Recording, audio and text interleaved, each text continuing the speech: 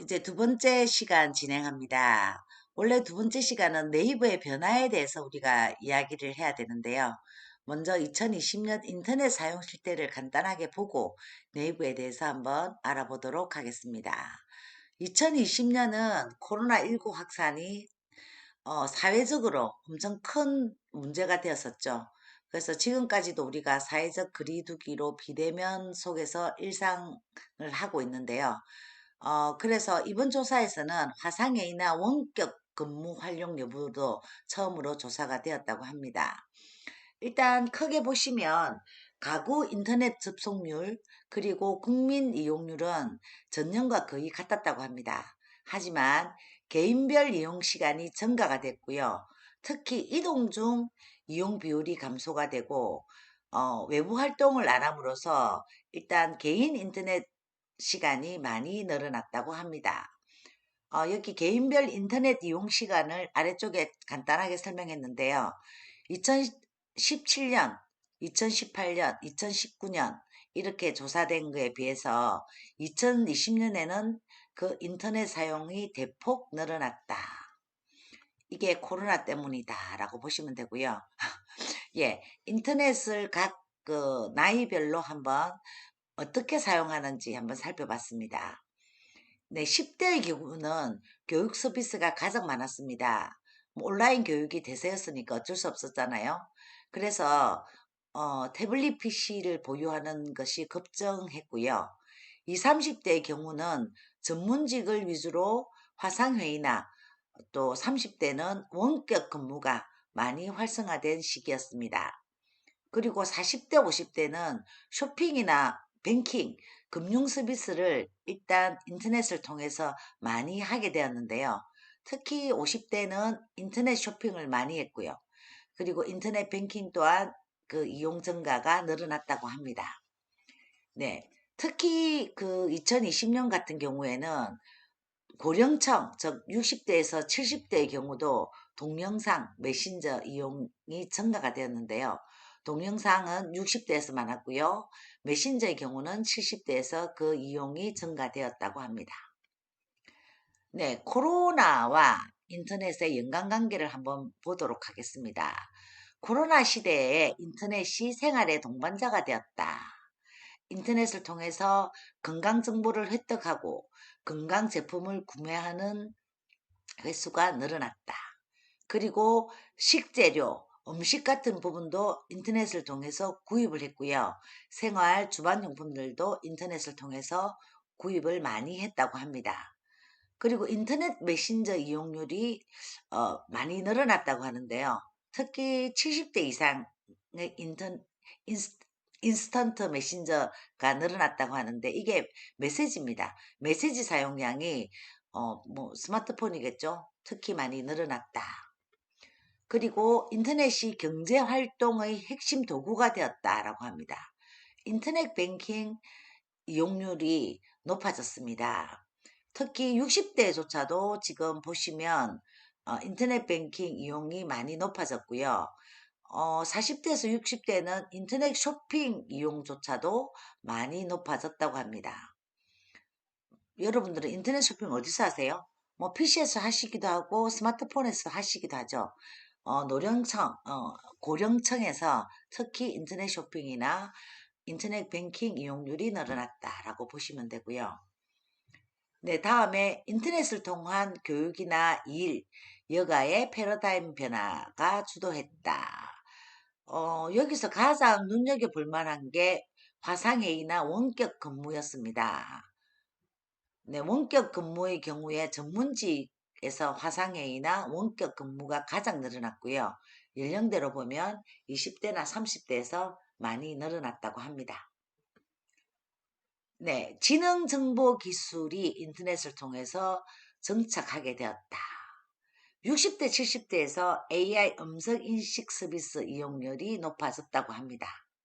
그리고 생활 속에서 신기술을 이용한 것도 높아졌는데요. 웨어러블 기기 보유자가 엄청 늘어났습니다. 그죠? 그리고 클라우드 서비스나 인터넷 접수 또한 2019년도에 비해서 많이 늘어난 상태입니다. 네, 이렇게 전반적인 인터넷 2020년 인터넷 사용 실태를 한번 알아봤는데요. 여기서 핵심은 코로나였습니다. 그죠? 코로나19로 인해서 원격 회의나 화상 회의나 원격 수업 같은 것이 많이 늘어났고요. 특히 60대나 70대 등의 인터넷을 통한 소통이 많이 늘어났다라고 보시면 됩니다. 네, 다음은 이제 그 검색 엔진 점유율이라고 제가 이 부분을 한번 살펴봤는데요. 여러분들은 뭐 네이버 다음 그리고 구글 중에 어느 곳에서 많이 검색을 하시는가요? 제 같은 경우는 어떤 정보 검색 같은 경우는 구글을 통해서 좀 많이 하는 편이고요. 네이버의 경우는 뭐 블로그 상위 노출 뭐 이것 때문에 좀 많이 서고요. 그 다음에 또 하나가 네이버를 통해서 네이버가 이 검색판이 바뀌면서 뉴스판이 이렇게 따로 나오더라고요. 그래서 뉴스를 몰아보기가 좀 좋아서 저는 그렇게 사용을 하고 있는데 지금 2020년 우리가 이 사람들이 어디에서 많이 검색을 하는지 한번 살펴보도록 하겠습니다. 먼저 2010년부터 한번 살펴볼게요. 2010년에는 네이버의 점유율이 62.99%, 거의 뭐 63%다, 그죠? 다음이 23.8% 정도였고요. 어, 이때 네이버는 네이버 지식인으로 인해서 네이버의 활성화가 엄청 컸던 시기였다고 합니다. 네이버 이러면 크기 시작했던 게 지식인이었고요. 다음은 뭐였습니까? 다음은 카페로 많이 성장을 했었습니다. 그죠? 카페로 성장하면서 네이버는 네이버 지식인의 승부수를 두고 이 지식인의 힘을 받아서 네이버가 엄청 성장하게 되었다고 합니다. 네, 2015년을 한번 살펴보도록 하겠습니다. 네이버 점유율이 최고였을 때라고 합니다. 85.39%. 그런데 다음 또한 점유율이 엄청나게 하락한 시기 또한 2015년이라고 하는데요. 이렇게 네이버가 점유율이 커지고 다음이 점유율이 약해지면서 다음 무직이나 위젯뱅크 그리고 마이피플 다음 지도 3D 실험실 다음 V3 키즈짱 등 다양한 서비스들이 종료되었던 시기가 2015년이고요. 이로 인해서 다음이 카카오를 인수합병합니다. 이렇게 그 카카오를 인수합병했던 당시에 카카오 택시의 호출수가 1,000만 건을 돌파했었다 하네요. 뒤이어서 카카오의 다양한 기능들이 추가되면서 날개를 달았던 해가 2015년 다음이었다고 합니다. 네, 다음은 2017년을 한번 보도록 하겠습니다. 2017년에는 네이버가 그 한 해 매출만 4조 6,785억 원을 기록하면서 역대 최고치 기록을 나타내었습니다. 그래서 영업이익이 뭐 1조 1,792억 정도를 달성할 만큼 엄청난 성장세를 이루었다고 합니다. 이 당시에 다음의 점유율은 10%가 무너지기 시작했고요. 이렇게 무너지는 검색률이 어디로 갔느냐 하면 구글에게 가기 시작을 했습니다. 그래서 구글 같은 경우에는 2, 3년 만에 구글이 1.33%의 검색률에서 5.51%까지 성장했던 시기가 2017년이라고 합니다. 네, 다음은 2020년 1월 1일부터 7월 15일까지의 자료를 한번 보여드리도록 하겠습니다. 자, 이 자료가 1월부터 7월까지의 검색률 자료인데요. 여기 보시면 네이버가 58% 정도 차지를 했고요. 구글 검색이 33% 정도 구글이 이제 치고 올라오고 있다라고 보시면 됩니다. 물론 네이버가 우리나라의 검색률을 뭐 1위로 장악은 하고 있지만 지금 여기에서 보면 구글의 검색률의 성장세가 뚜렷하게 나타나고 있습니다. 그 다음이 다음 검색률인데요. 다음은 4.43%가 감해졌네요. 이게 다음에서 검색하는 것들이 구글로 갔다 이렇게 보시면 되고요. 지금 현재 다음의 검색률이 0.73% 정도 된다고 합니다. 다음에도 브런치나 다음 카페에는 좋은 글들이 많기는 한데 의외로 이 다음이 지금 검색 순위에서는 많이 밀리는데요. 이 다음에 브런치를 보려고 하면 네이버에서는 거의 안 나오고요. 네이버가 좀 폐쇄성이 있습니다. 그래서 구글에서 검색을 하면 뭐 네이버 블로그 네이버도 블로그란다. 네이버 블로그도 나오고요. 그리고 다음에 블런치 글도 나옵니다. 다음에 블런치가 뭐 다음에 블로그 같은 거라고 보시면 되는데 다음에 블런치 글들이 참 좋습니다. 여러분들도 한번 기회 되시면 어떤 정보를 다음 블런치로 한번 챙겨보는 것도 나쁘지는 않을 것입니다. 네, 다음은 또 줌이고요. 뭐 마이크로소프트도 있고 야후도 있고 쭉 아래로 가시면 있는데 카카오의 검색도 조금 있네요. 카카오에서도 여러분들 뭐 검색을 하세요. 정보 검색을.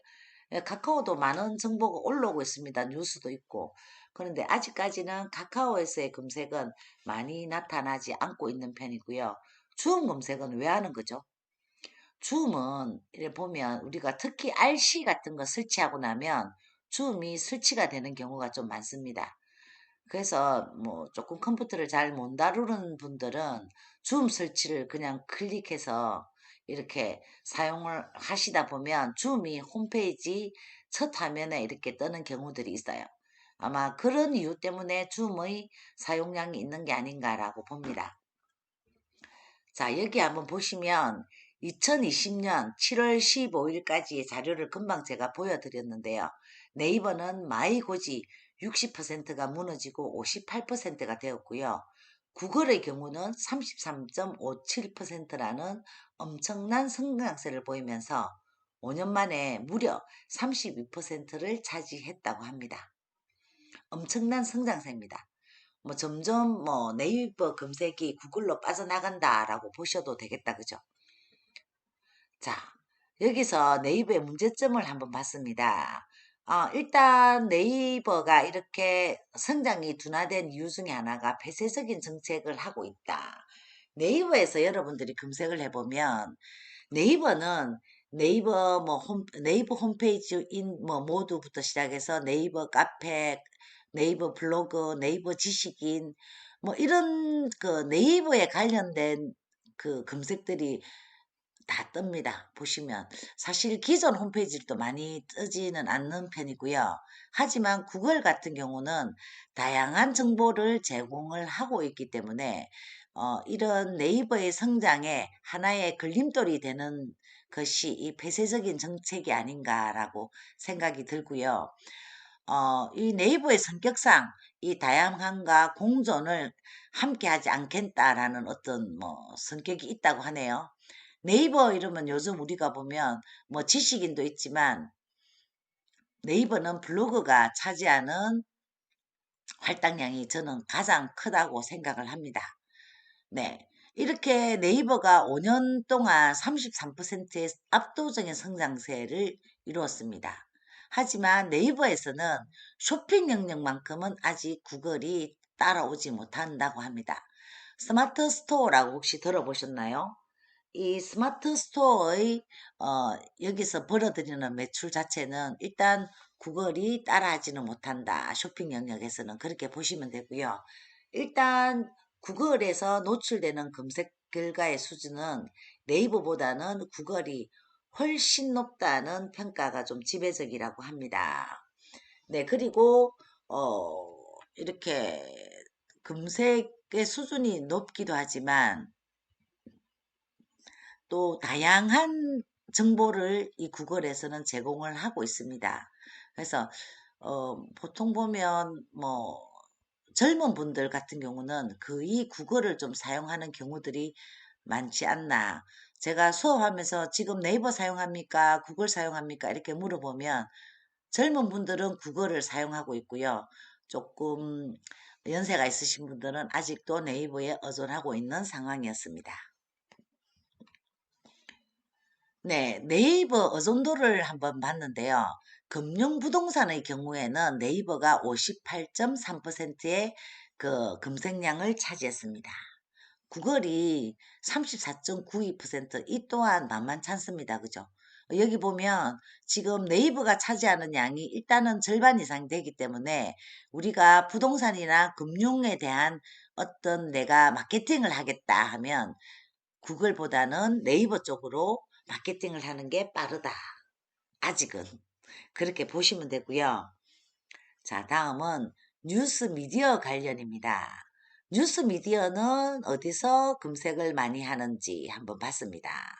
뉴스 미디어에서는 이미 네이버와 다음을 따돌리고 구글이 62.29%를 차지한다고 합니다. 어떤 뉴스가 화제가 되면 사람들은 네이버보다는 구글에서 먼저 검색을 한다네요. 구글이 뭐랬어요? 일단 정보가 다양하고 수준도 좀 높다고 했습니다. 그러다 보니까 어떤 화제의 뉴스거리는 네이버보다는 구글에서 먼저 검색을 하고요. 여러분들 구글 같은 경우는 우리가 그 인터넷 익스플로러를 많이 쓰시잖아요. 이런 거. 이거 많이 쓰시죠? 이 아래쪽에 이거. 하지만 구글 같은 경우는 크롬에서 사용하시는 게 맞도록 편안하도록 이렇게 적용이 잘 되도록 만들어져 있는 것이다라고 보시면 되고요. 자, 다음은 쇼핑 가전 부분입니다. 이 쇼핑 가전 부분에 있어서는 네이버가 압도적으로 높은 편이라고 합니다.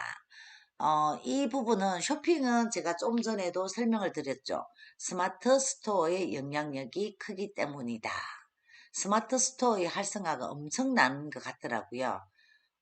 저희 부동산 같은 경우는 스마트 스토어를 사용할 일이 잘 없기는 하지만 지금 네이버의 스마트 스토어 같은 경우는 다양한 마케팅으로 본인들의 온라인 마케팅을 하고 있다라고 보시면 되고요. 네, 인터넷 분야입니다. 이 인터넷 분야는 IT에 관한 전문적인 지식은 구글에서 가장 많이 검색을 하고요. 격차가 네이버랑 이렇게 보시면 구글이 41%, 47%, 네이버가 44% 정도, 2, 3% 정도 차이밖에 나지 않는다고 합니다. 그래서 국내 검색 시장 점유율을 생각한다면 이 2, 3%의 영향력이 검색하고도 얻는 결과 값의 폭이 네이버보다 훨씬 크다. 이게 뭐냐면 일단 국내 네이버가 일단 우위인 시장에서 구글 검색이 이렇게 많이 점유하고 있다는 것은 일단 앞으로도 이 구글 검색이 더 많이 커질 것이다. 지금 현재도 엄청나게 많이 사용하고 있다라고 보시면 됩니다. 네, 다섯 번째는 화장품 및 여성 의류 부분의 검색 엔진 점유율을 한번 살펴봤습니다. 이 부분은 일단 네이버가 우세겠죠. 막 벌겋습니다. 보시면 85% 정도, 92% 정도, 85% 정도 차지를 하고 있네요. 이 또한 스마트 스토어의 활력이라고 봅니다. 일단 우리나라 쇼핑 부분에 있어서는 일단은 구글이 조금 약세를 보이고 있고요.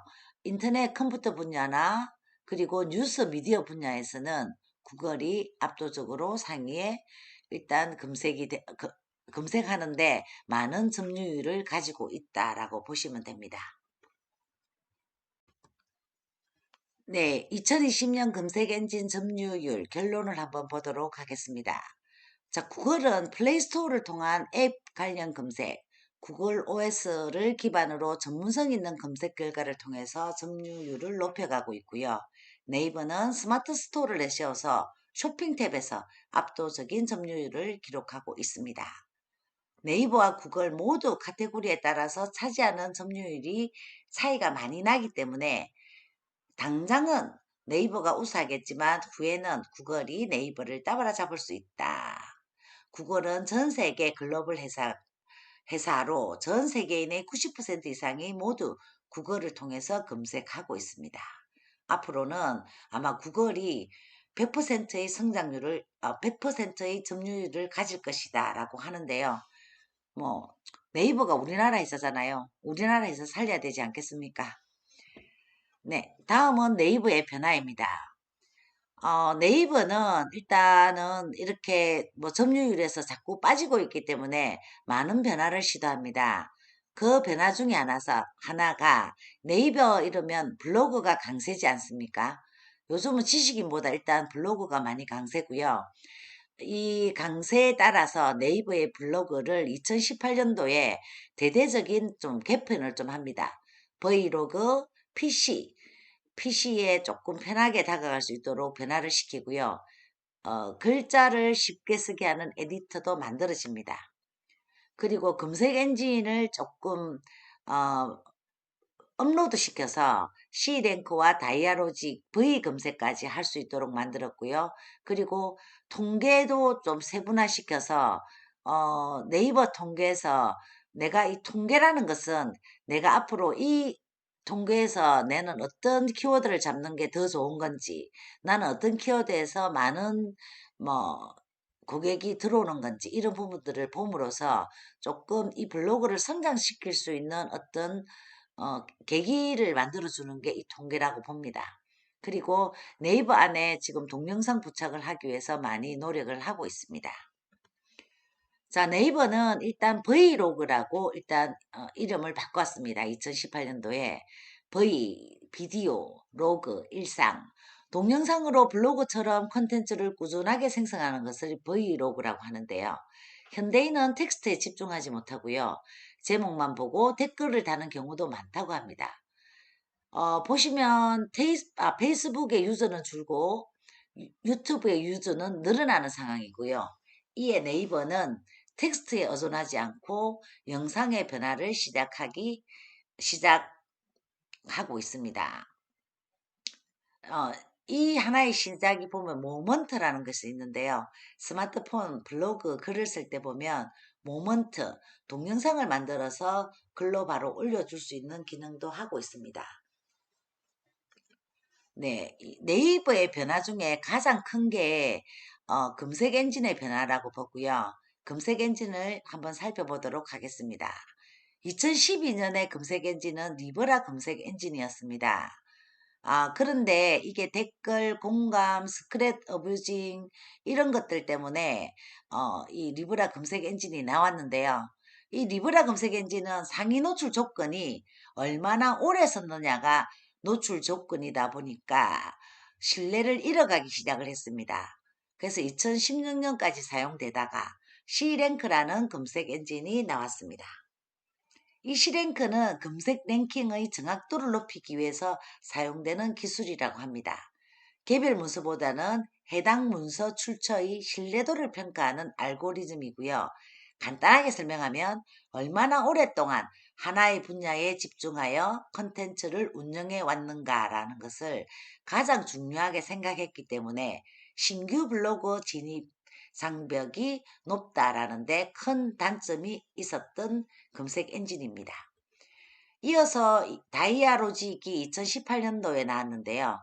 다이아는 블로그 한 분야에 얼마나 전문가이며 그 콘텐츠가 사람들이 얼마나 좋아하고 오래 읽을 수 있는 글인지를 판가름해서 상위 노출을 시켜준다고 합니다.